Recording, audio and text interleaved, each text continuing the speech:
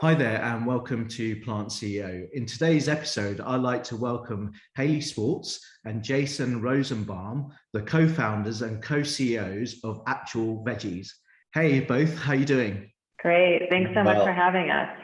thank you for having us. Great. So, Hailey, you're in New York, and Jason, you've just moved to California. Is that right? Yeah, that's correct. I was in New York the last 8 years, and I picked up and left and moved to Los Angeles earlier this year. That's awesome. So, thank you for coming on the show. And yeah, it's great to have you both on. I know you've just done a recent raise, but can we start by you telling me how Actual Veggies is different than other plant-based burger brands in the US? What we do different at Actual Veggies is we offer chef-crafted, quarter-pound, naturally colorful veggie-only burgers that are literally made with just veggies. And they're actually found refrigerated instead of frozen. So you really get this homemade restaurant style feel when you eat our products. And we've taken off really quickly because of how good the product is and how sustainable it is and how many benefits it has compared to what else is on the market. Yeah, so that's great, and that's definitely different in terms of the freshness of the product. How long does it last? It's in the refrigerator, right? So how long is the shelf life of the product? Yeah, so in the refrigerator, it's a 15-day shelf life, and then in the freezer, it's 15 months.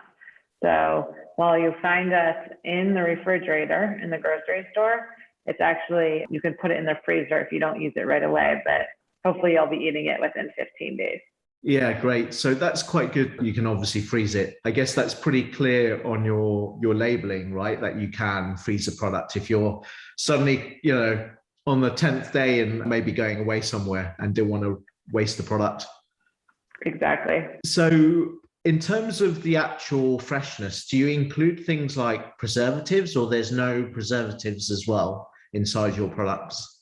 So there's no preservatives. It's preservative free. It's a very, very clean recipe in terms of what we use. It's literally just veggies, legumes, and spices. So yeah, it's the cleanest thing out there. No oils, no junk, no fillers, nothing like that. And does that mean there's no cholesterol as well? No cholesterol. Yeah, that's awesome. So that's really good to hear. I'm glad there's more companies like yours that are coming out that are really taking more of the whole food plant-based approach, using as much as we can instead of, other ingredients that are not necessarily needed in products. And I guess you're also aiming for the flexitarians, but not necessarily to replicate exactly what the other companies are doing to try and replicate meat, for example. That's exactly right. Yeah, so all of our products actually taste like the vegetables that are in them. So we have 4 SKUs, and they're all based on the primary vegetable that's in their burger. So we have an orange that's sweet potato, a black that's black bean, a green that's kale and broccoli, and a purple that's beet. Yeah, and I quite like the color scheme that you did there. Who came up with that idea? That was Jason. Very creative. He's definitely the creative on getting all these great ideas out there. Yeah. So yeah, it'd be great to touch on your backgrounds, each of you. And Hailey, first of all, I see you've done a lot on the marketing side as well before. Sure. Yeah. So I actually started my career in tech. I started at AOL. And then most recently and most relevant, I was at Alibaba North America. So we helped Alibaba open their B2B North American office, and we were helping entrepreneurs and small businesses work with suppliers in China.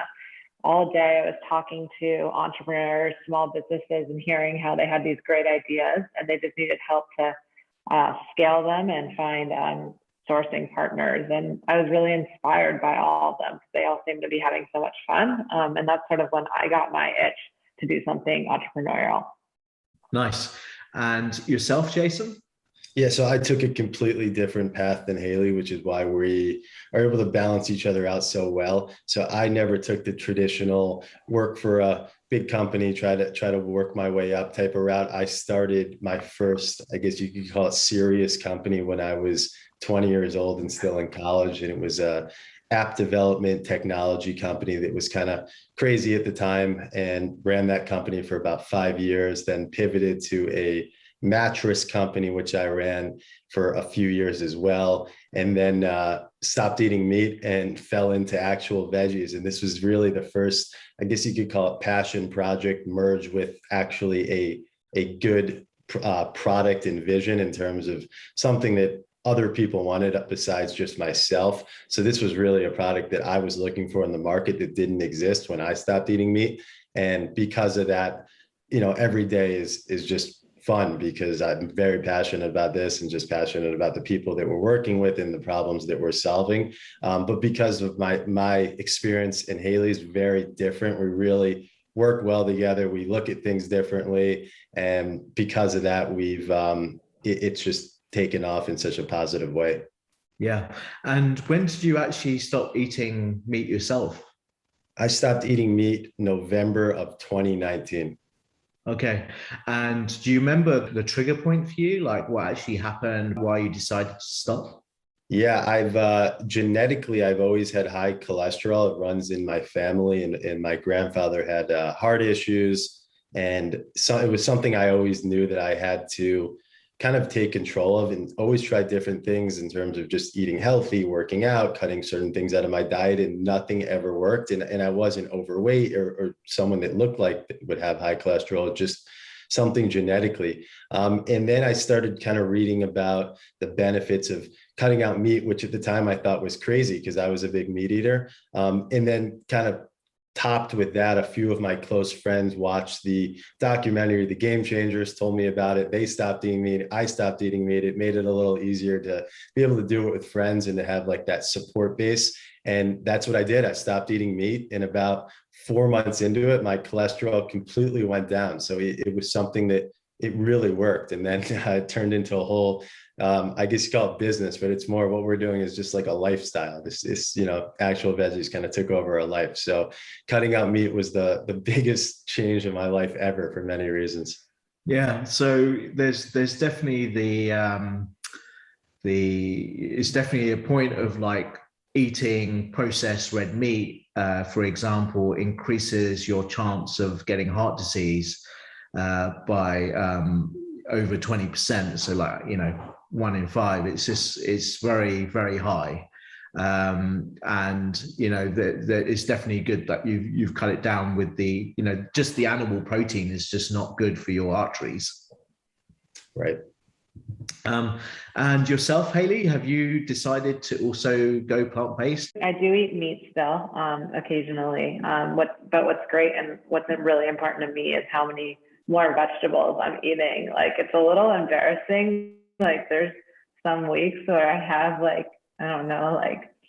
would say 15 of my 21 meals are veggie burgers. They're so good. Almost every morning, at least, I have a veggie burger for breakfast. I make it into my signature breakfast sandwich. I put a piece of cheese and some lettuce and an English muffin, and I'm literally filled all day. So even though I do eat meat, I'm really passionate about what I'm doing and people like me are doing, which is I'm eating dramatically less meat because I've created a product that keeps me both filled and makes me feel really good about myself and energized throughout the day. And I'm just as passionate about that as Jason. Yeah, for sure. I guess, people like you are also the target audience for your products because, even if we get just one person just to eat one plant-based meal a week, and if you're having one, to have one more is what you want to try and achieve. For all things to do with everything that's wrong with, eating meat, your health, sustainability reasons, animal welfare. And there was a report that just came out today. So we're filming this now on Monday, the 9th of August, and the IPCC has released a report on climate change. And part of it is saying that we must act swiftly to remove also methane. So it's not just the carbon monoxide, but methane is equally important to help control the global rise of temperatures. And so there's experts are definitely pointing towards animal farming. And, if you look at especially with cattle, for example, that, there's so much methane coming out when they're burping and it comes out the other end, but also, everything to do with transportation there. But so it's cool that we're promoting more burgers that you've created to be purely plant-based. So do you push on that side as well, around the sustainability side and climate change as well, when you're marketing your products? Yeah, so it's definitely something that is a great kind of benefit of what our product does. And as we continue to run this business, we're learning more about how sustainable and how much we're actually helping the planet. So we're actually in the middle of doing a study in terms of like how sustainable our product is from just a water and just from like a carbon emissions and how much less land we're using just compared to regular beef. And obviously it's significantly more sustainable. And we're also looking at ways for our packaging to become more sustainable, as that's, something when we first started this, we didn't even, realize was a problem. And now we're learning, how big of an issue it is and how much plastics are being used by so many different companies when it's just not necessary. So we're already looking at ways to do that. But yeah, it's certainly a selling point in terms of, eat our burgers. And like you said, even if you're replacing one meal, how beneficial it is to not only yourself, but to our planet. Yeah, for sure. And so tell me where your products are stocked at the moment. Yeah, so our products are, and I mean, I don't know what stores you're going to be familiar with, but our big account that we were in first is Swartz nationwide. So we launched with them in June.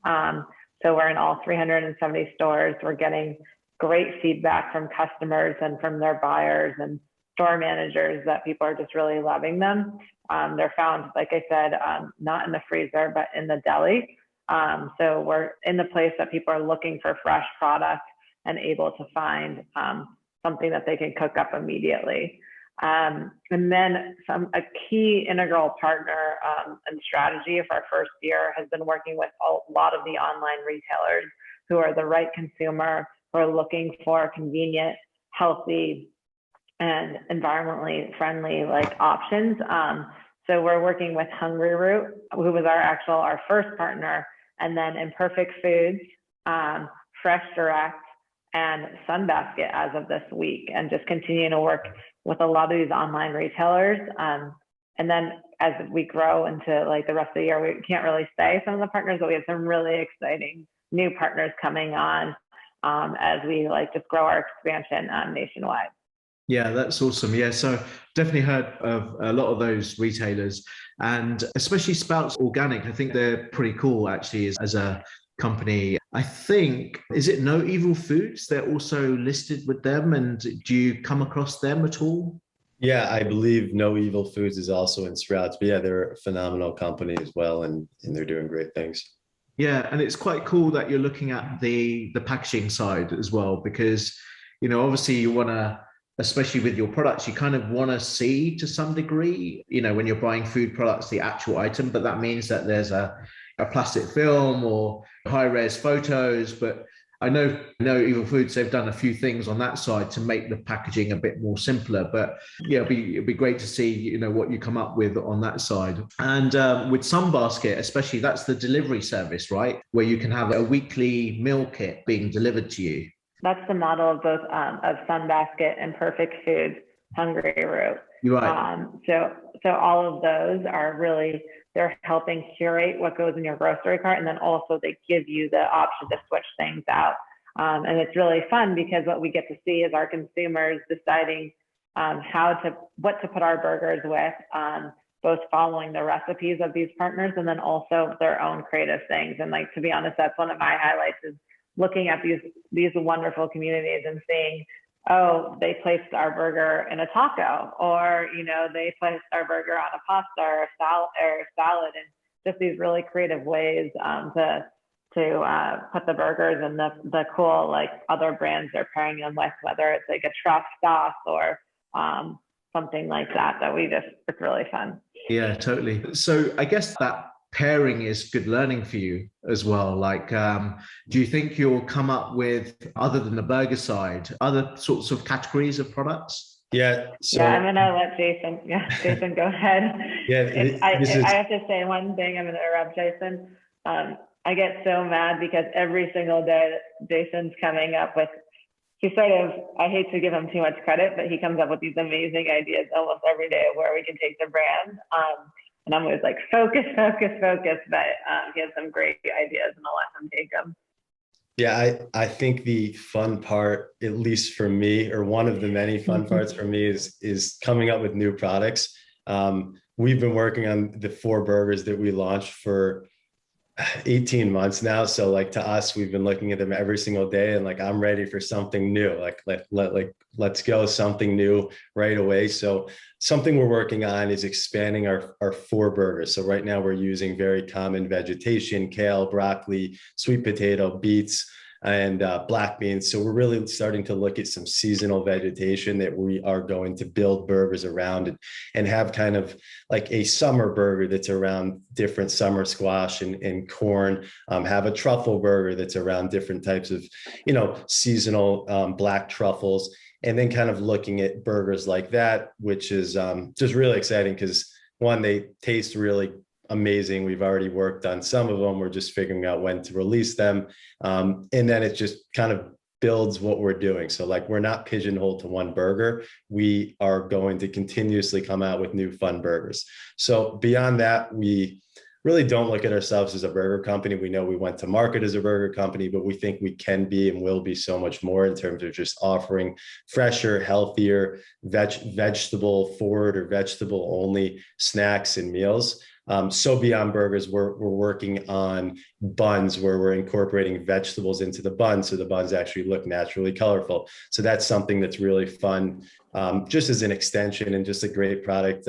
Everyone keeps saying we have to come out with a kid burger. We have to come out with something that's, targeting kids because of how exciting our colors are, and kids are already gravitating to our burgers because of the way they look. So buns was the next natural extension to that. But after that, it's getting away from burgers and start coming out with just some stuff that no one ever saw coming, because we're really, our name is not actual burgers, it's actual veggies. So we're not a burger company, and I think in the next coming years, everyone will be very excited with some of the new products we have coming out. Yeah, I like the idea that the products will be based on seasonality, because as humans, we should be eating what's in season, right? Because it's local, it's fresh, it's at that time. So it'd be great to see when you bring those products out. And just tell me a little bit about where you get your veggies from. Yeah, we source everything from the US. We have about 3 different farms that distribute products to us. And yeah, that's what we do. Yeah. And where are you manufacturing your products? We have 2 different locations. One is our West Coast in Denver, Colorado, and then we have another location in New Jersey. Okay, so let's talk about your investment so far. So you've just raised, was it 2.8 million in funding for your seed? I know Big Ideas Ventures already, because I had Andrew Ive who came on the show, but it'd be great to talk about that process and some of your newer investors as well. Yeah, so we started, we actually raised, our initial investment was from Big Idea Ventures. If I go back, so we started this company in March 2020. We were planning on bootstrapping the company. We went to the last trade show probably before COVID hit, probably while COVID was going on. We probably shouldn't have been there, but it was March 9th at the Javits Center. And we met a brand that had been part of Big Idea Ventures for a cohort of their accelerator. And he said it was game changer for him and helping him start his company. We applied at the last minute for their cohort too. And we basically, like, one of my favorite initial stories is we shipped product to them that were supposed to be burgers. We didn't put any dry ice. We didn't ship it with ice. We shipped it across the country. And our burger, what was supposed to be a burger, arrived looking like soup. And the general partner, Andrew Ive, said, "It looks like the U.S. soccer team kicked this across the country." And we're like, "Oh shoot, we're never getting involved with Big Idea Ventures." needless to say, they read our presentation, they met us as people, and they said, we really invested in the idea and the team. And we got an initial investment from them, which also involved a ton of resources and people that we got to meet, and really helped us take our idea from really an idea to a real thing. Since then, we brought on a few strategic investors. I guess you would say a pre-seed round of about 500K of people along the way that we just met and were able to help and put some money in. But just recently, we closed a $2.3 million round. So together, that's $2.8 million, which involved Big Idea Ventures again, which is a huge honor to, sort of get to see us so quickly, having them add their investment and really take a strong arm in helping us grow our company. And then additionally, we have Kieran Gibbs, who is a soccer player. He's now on, the Miami team, which I'm not going to know the name. Soccer star, Hailey. Soccer. He is a soccer star. I've gotten to watch him a million times, and it's so fun. But I don't know soccer team names, so Jason, you can tell. He currently plays. He actually just moved to the U.S. and he currently plays for Inter Miami for David Beckham's team out of Miami. But before that, he was out in Europe playing his whole career since he was young. Yeah, he's a big star here as well. Yeah, for sure. How did you come across Kieran, for example? Did he approach you? I know he's been investing in other plant-based companies, including Tyndall, and the company there is Next Gen Foods in Singapore, which is making alternative chicken. So how did he come across you guys? So we actually met Kieran through one of our advisors, and she her name's Morgan. She's amazing. She met Kieran, I think through something with Next Gen. So Kieran is getting really active in the space for plant-based. I know he invested in another company called Juicy Marbles that's doing I believe it's like a plant-based filet mignon. Looks really, really tasty. So yeah, he's getting really active. I know just personally from hanging out with him, he said he's kind of looking at his soccer career as coming to an end in the next, 5 to 8 years. So he's starting to kind of, plant his seeds for his next move. And I think this is definitely kind of speaking for him, but this is probably something he's looking at, is just getting involved in investments that he's passionate about. So yeah, it was just a natural fit. We just, got along with him as a person and just in terms of his views and visions for actual veggies and just everything in general. And, it's just a great fit, and we're really happy to have him. Yeah. And has he gone plant-based himself? If so, has he spoken to you about that or seen any performance gains? Or I know he's very conscious about what he puts in his body. I don't know if he's 100% plant-based, but if not, I believe he's very plant-focused. Yeah. And the other one that you recently had was Electric Feel Ventures, which is the management company of Post Malone and other stars, correct? So how did you get involved in them as well? Yeah, we met them almost a year ago and kind of stayed in touch with them. But yeah, they're really interesting because they have a whole management side where they manage, or they co-manage Post Malone and I think almost 100 other artists, amazing artists too. So yeah, we stayed in touch with them, and it was that's a really exciting one because they really can offer something different than most traditional venture funds. Yeah, and that's quite cool. Like, I guess what they've done is they've gone to those artists and they said, look, we're setting up a new venture, even though you're managing your careers on your music career, but to also offer that as an extra potential revenue stream for them in the future is quite clever. Does that mean that you, from their fund, if there's any of their artists who might want to become, because a lot of the companies, plant-based companies, have ambassadors, for example, does that mean you could get access to some of these stars who might want to be interested in doing that with you as well? Yeah, I would say so. If there's any one in their portfolio of people that they manage or artists that they manage, that it would grant us easier access to getting them involved in the future. Cool. So what's next now for you both? What are the plans for the company that you've done this raise? What's the remaining part of this year going to look like? Yeah, so there's a few things from the sales perspective. So we just are rounding out so we had, the nationwide launch of Sprouts. We're rounding out the end of that exclusive, which means now we can work with all the accounts across the nationwide that would be great partners. So really looking at the natural market space.